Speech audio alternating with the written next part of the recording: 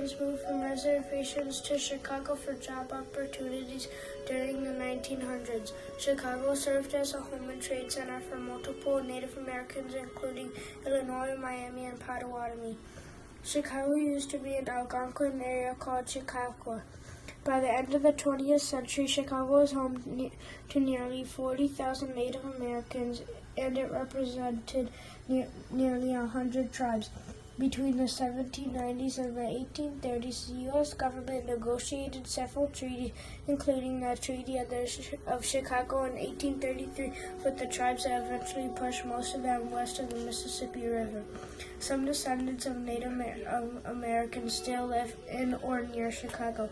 One Native American was able to remain on the land in return for his help in negotiating a treaty between the Native Americans and the U.S. government. His name was Alexander Robinson. Robinson, also known as Chichipequot, was a chief of the Potawatomi, Chippewa, and Ottawa Indians.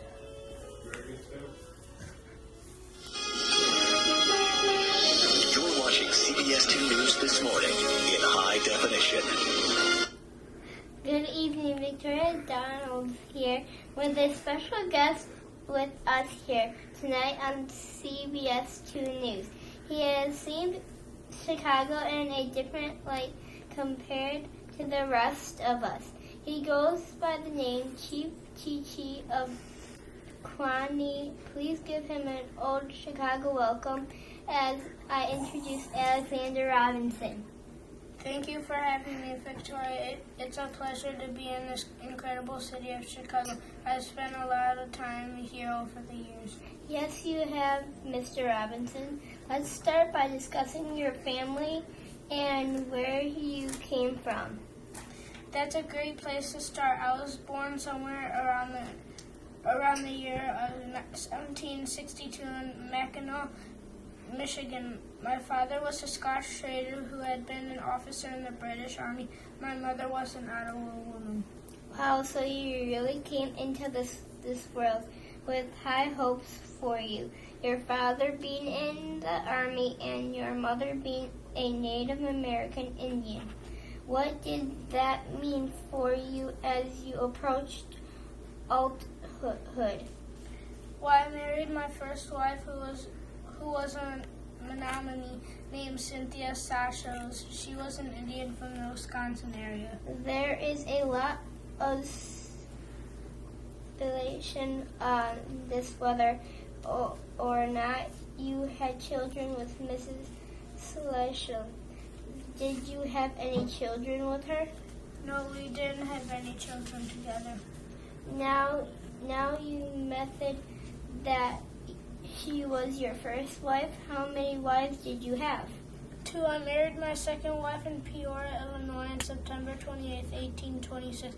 Her name was Catherine Chevalier, daughter of Francis and Mary Ann Chevalier. Actually, in case anybody is interested, our wedding license can be viewed at the Peoria Courthouse in Peoria, Illinois. I would love to see that. It would be so interesting to view a wedding license that was introduced almost 200 years ago. It is a fun artifact. Catherine's father was chief of a combined tribe of Potawatomis, Ottawas, and Chippewas. Catherine and I shared 14 beautiful children together. We definitely had our hands full. Now, one of your children's daughter, Mary Robinson, is well-known, respected figure. Yes, she was born in 1827, shortly after Catherine and I wed. We are very proud of all our children as they continue to live on our farm and live out our family's culture.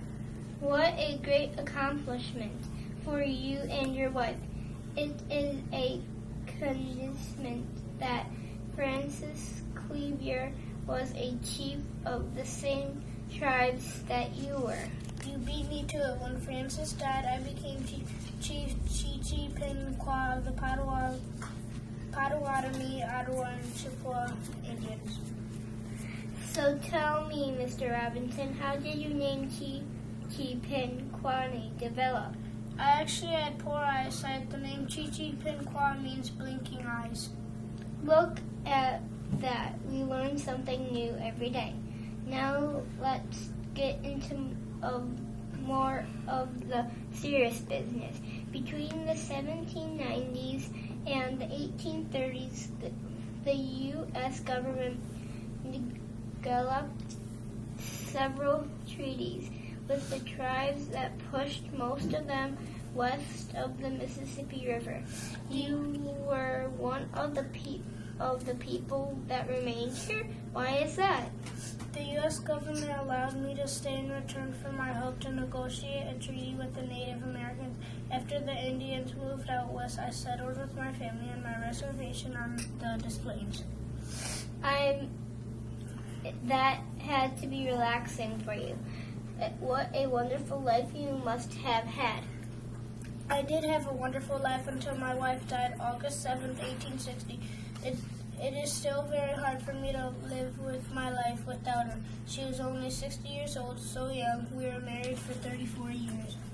I must say, Mr. Robinson, you have lived a fulfilling life, and you have really made your impression on the city of Chicago. I hope you legislate it forever remembered by others. Thank you so much, Victoria, for having me. I hope everyone has enjoyed hearing my story. I'm definitely proud of it. Thank you for joining us.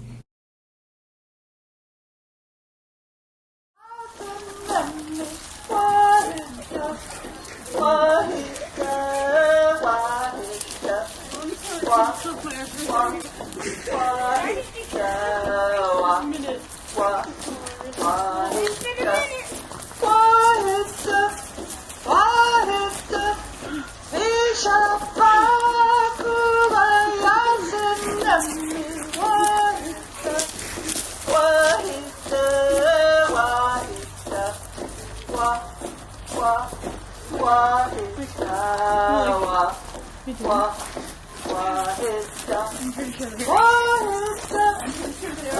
is